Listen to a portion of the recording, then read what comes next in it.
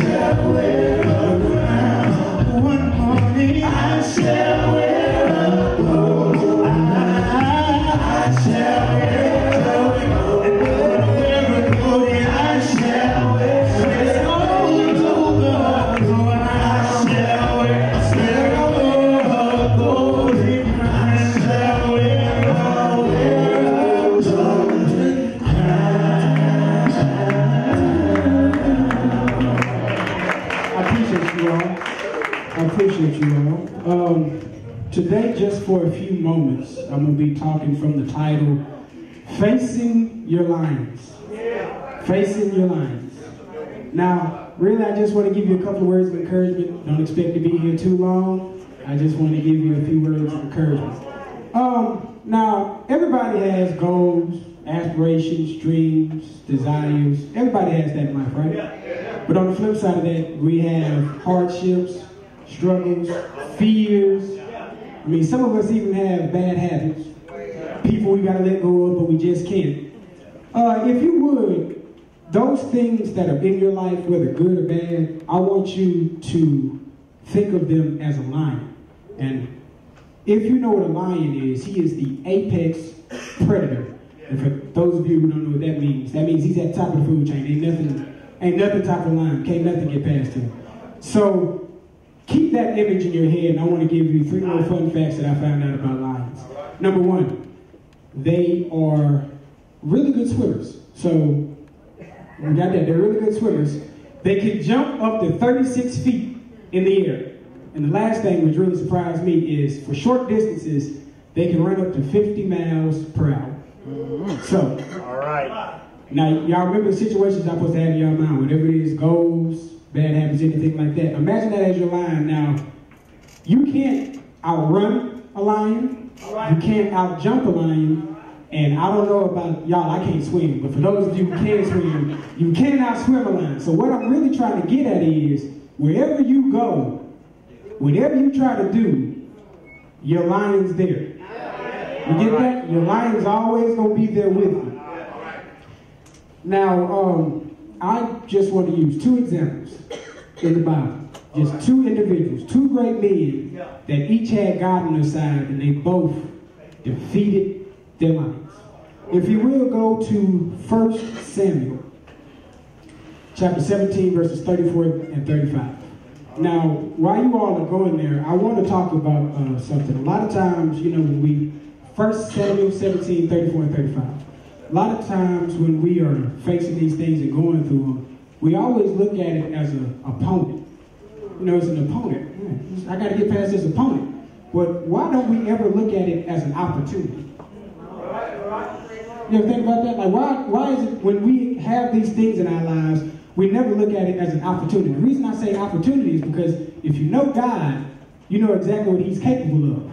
And the reason I'm using these 2 examples is because these men knew who God was, and never did they see an opponent, but an opportunity. So someone go ahead and read for me 34 and 35.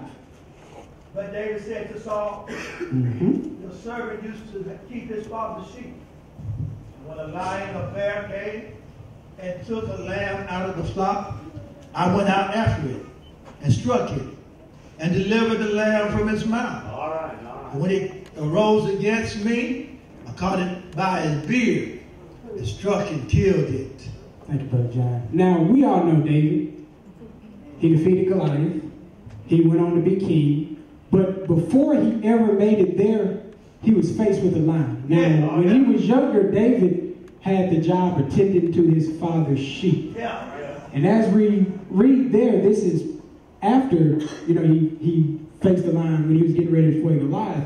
But when he faced the lion, I can only imagine how that was for him. Just imagine just a young boy doing your job, and then all of a sudden, boom, a lion. All right, come on. And so what I like about this is I saw 2 things for David. But the first thing was more so with the lion. The lion didn't care how young or old David was. He just knew, you're in the way of what I want to get to. All right. I'm going to tie that in today for us. A lot of us are dealing with some things. We're going through some stuff, but it's not just for us. I know in our class we talked about being these examples. And there's one really big example that I like to use as an example. Somebody please go to 1 Peter chapter 2, verses 20 through 22. As we're still talking about David.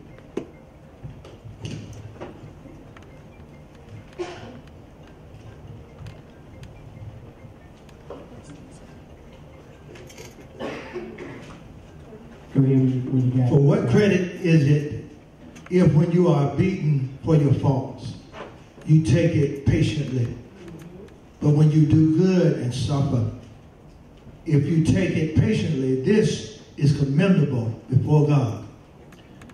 For to this you were called, because Christ also suffered for us, leaving us an example that you should follow in his steps, who committed no sin, nor was deceit found in his mouth. Now, Christ is the perfect example for us, what we have to do. Christ came down to this earth. He lived a perfect life, but all through there he had to deal with suffering, turmoil. He had to do with everything. And so, lining that up with David, David had to deal with some stuff, just like we're going to have to deal with some stuff. But a lot of times, when you make it through, you bless somebody else, or you protect somebody else. And that's what I want us to see in that first part. A lot of times, when the fire gets too hot, the pressure gets too much, we run. We ask for it. This is what I want to do, Lord. And then when it gets there, we're like, no, it's too hard. I don't think I want that. And so we got to understand that a lot of times when we're dealing with this stuff, it might not just be for ourselves, but to bless somebody else. And so the second thing I want you to see is David, being in his age, could have easily ran away. It would have been easy to run away from what his responsibilities were. But what did he do? He stuck around. He fought and he killed that lion. And I want to tie that in to some of us going through some things today where we want to try to escape. You know what I mean? Well, they're not listening to me, so I might as well just leave. It ain't got too hard. I can just find the door. I mean, there are so many things that we're dealing with in this life where the easy choice is to leave. But to stay and fight shows some type of faith that in whatever situation you're dealing with, you know that God's got your back. And that's what David did. And what I really admire about this is he really, it was his responsibility, but he didn't have to stay there. We could have found some more sheep.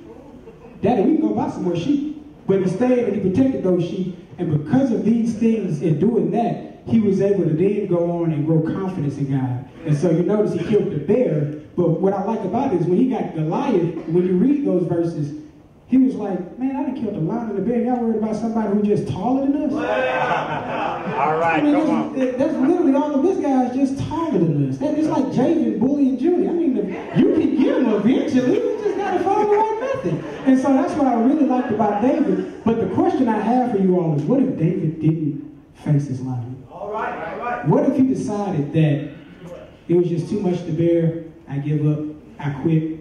Where would David be?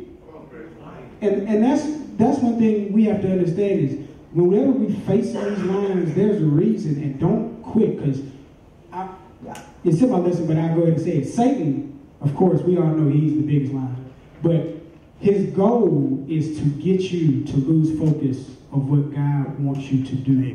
And so if I can take you away just a little bit from what God has you to do, I can win. Then I can go get the sheep. I can go get anybody else because now they're defenseless. You was their only hope, and I got you. Now they done. And so with that, I just want you all to keep in mind David and understand his example and know what we have to do. We have to stay and we have to fight. No matter how ugly it gets, how bad it gets, we have to fight. If you love God, you fight. If you love your brothers and sisters, you fight. You don't abandon them, you don't leave them, you fight. Because that's what God has called us to do. Now, if you will, I told y'all we're not going to be too long. Go to 2 Samuel, chapter 23, verse 20.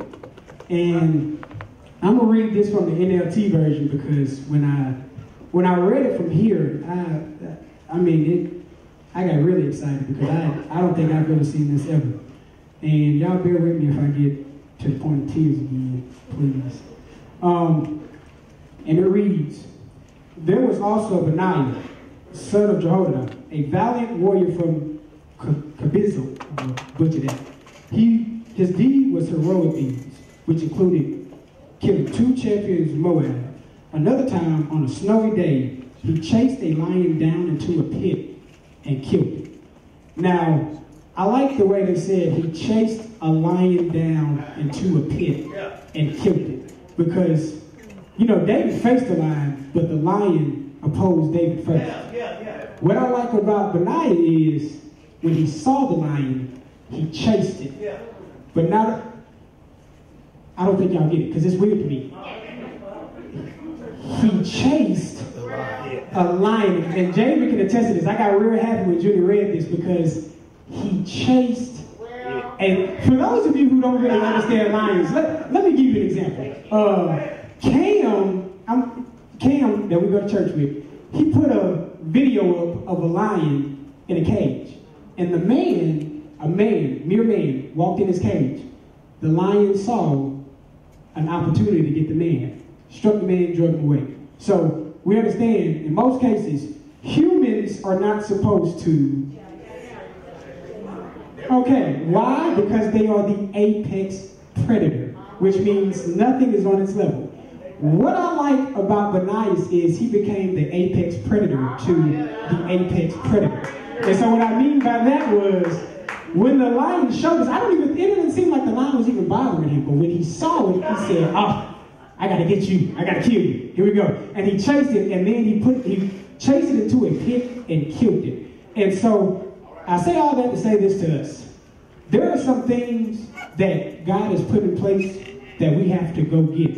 See, a lot of times we want to take the standpoint where David did and wait on the defense for it to come. No. Sometimes you got to go chase it. There are going to be some opportunities you got to go chase. There are going to be some difficulties you got to go chase. And I say that, it sounds backwards, like, why would I want to go chase difficulties? I want an easy life. Well, I mean, why would you want to have an easy life all the time? And that's what we got to understand. Like, we look for comfort at all times, but there can't be growth in comfort. I use this example all the time in Brother Brian's class. When I first started working out with Sean and Jaden, I hated it. Absolutely hated it, because the discomfort I felt I wasn't used to. I didn't like living in discomfort. But when I started to realize that with discomfort came growth, then I was calling them to go to the gym every Saturday. We go to the, and that's the same thing we have to do when we're facing this line. It seems crazy. It seems uncomfortable. It seems a little outlandish. The world will say, "Why are you going after that thing? You know it'll kill you. It's going to take you out. It'll kill you." But we don't see it as that. We see an opportunity. And what I like is Benaiah's mind, his faith, didn't let his eyes tell him differently. Because what we see and what we know to be true are two different things. Amen. Your eyes will tell you something completely different, but your faith in God should say something totally different compared to what your eyes say. Eyes say, no, can't do that. Faith says, why can't you? All right. And the reason I'm saying this is because I have a bad habit, I don't know about y'all, of making God like my situation. And so I'm going to give you, Sister, why do you do math? Math equation. You always had greater than, equal to, or less than, right? So what we do is we'll be like, my problem is greater than God or equal to God. But it shouldn't be. God should be greater than everything. You get that? So whether my situation is the size of this table, my God is always going to be bigger. I shouldn't minimize my God to the size, but that's what we do. So if I got a minute problem the size of a Hot Wheel, God is going to be the size of a Hot Wheel. So if my problem is the size of my car, God is going to be the size of my car. But what if for just a little while we decided just to make God how he is? All right. Like, you ever been in an open field, you kind of get overwhelmed because it's just so much there? That's God, but we don't get it. Like, we see our problems, we be like, God help, instead of being like, oh, come on, I got it. Chasing after the line. And so, as I get ready to close, I want us to go to 1 Peter 5, chapter 8. 1 Peter 5, chapter 8. And when somebody gets it, I want y'all to read it, and I'll give y'all some more facts about lines. 1 Peter 5, 8. Be sober, be vigilant, because your adversary, the devil, walks about like a roaring lion, seeking whom he may devour. Appreciate you, Brother John. Now, every now and again, I'll turn on the Discovery Channel or Animal Planet just to watch how lions work. And this never really sat or resonated with me till I was watching this, and then I have to read this. But what a lion will do is, because it knows it can't get the whole pack at once, it'll make one leave. And lions hunt in packs. So what they normally hunt sits in a big group. So what lions will do is they'll find the slowest or the weakest, or even every now and again thinking they might go after the strongest to take him out. But what they do is they isolate them. And once they isolate them, they know they don't have any help. And so what Satan is looking to do to each and every one of us is isolate us. Because when he isolates, it's an easier attack.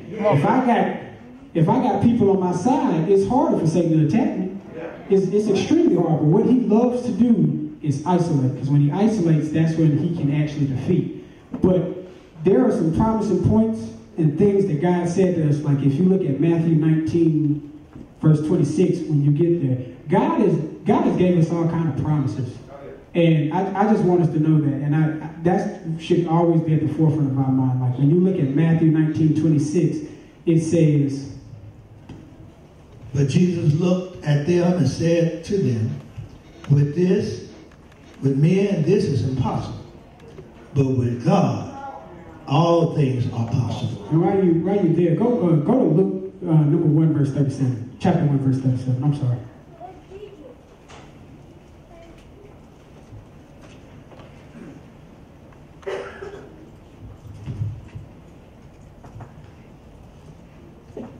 For with God, nothing will be impossible.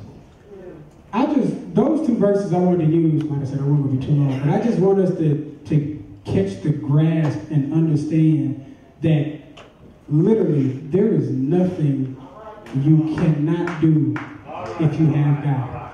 And the thing is, I don't know what it is, but it's like when you see a problem, I don't know why we minimize God, but if you look, like, I don't think there's anything in the world more scarier than a lion to me. I've seen a lot of scary looking things, but I don't think I want to be in a cage with a lion. So for these men to look at lions, one of them to go and attack a lion, without any questions asked, just go after him.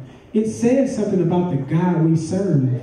And that's the thing we have to understand. When your relationship and your actions line up with God, He won't let you fail. Now, keep in mind, difficulties and failures are two different things. And that's what we have to understand. A lot of times when things get difficult, we say we fail. But failure and difficulties are two different things. Now, God never said this path was going to be easy. He never gave us that confirmation. We can look at Jesus' life front and back and we can see it's going to be hard. If it was hard for Him, it's hard for us. But the thing is, you have to hold fast and you have to keep moving.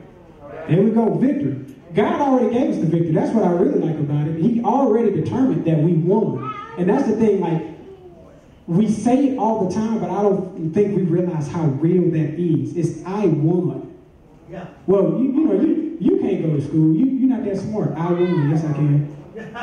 You can't start your own business. You can't start a career like that. I won. Yes, I can. I won. I can do whatever I want to through God. And that's the thing, but we have to keep in mind it's that relationship plus the actions. A lot of us want to have a separate relationship. We got an Instagram relationship. You know what I mean? We'll double tap what we like. Oh, Jesus, double tap. I like that. That was a good verse. But we won't really apply it to our lives like we should. It takes that application and really going forth and seeking to do what God has called us to do. Now, as I get ready to close, I just want us to remember to try to be like David and Benaiah. But if it's up to me, I want to be more like Benaiah. Not because David was a lesser man, but because he attacked what he wanted. He saw the lion and he went after it. And that's the kind of faith I want to have. That conquering, complete whole faith to where it's, I don't care what's in front of me. I don't care what obstacles you throw at me, Satan. I don't care what it looks like. If it's for me, I'm going to get it and I'm taking it. Now, David and Benaiah really thrived because of their connection with God. So, before I leave, I want to talk about how we get that connection. How do I become a part of that? Well, it's 5 simple steps. So, what are those steps? I'm glad you asked. First, you got to hear it. Romans 10:17 talks about that. Second, you have to believe what you heard. Acts chapter 16, 30 through 31 talks about that. And for time's sake, I'm just going to go ahead and go through these. And third, you must repent of those sins. Acts 17, 30 through 31. Fourth comes your confession by saying, I believe Jesus Christ is the Son of God. And that's Matthew 16:16. And then finally, number 5, you're baptized. Mark 16:16, where Christ adds you to the body. And if you are here today and you need prayer, hey, you want to change your habits, you even just, you want to get right because you ain't had enough faith. As we stand, I request that you just come on down and let's just get it right as we together stand and sing the song. Concentrate on the things you learned and obey His blessed command, and He'll receive you, with all and all. See the Lord's hand to take your hand. All the angels in heaven, all are waiting, and the waters red. So don't you delay. God loves you so. Oh, just do what's right. He wants to give you a crown of life. Just obey His blessed command. He's the one to obey His blessed command. Oh, you like to obey His blessed command. This is for all the prodigal children. You have wandered so far, so long, so please come back home. Oh yeah, Jesus wants to use you now. He's pleading for you to come. All the angels in heaven are waiting. Judgment is coming. Oh, delay. He loves you so. Oh, you're gonna do what's right. He wants to give you a crown of life. Just obey His blessed command. You got to obey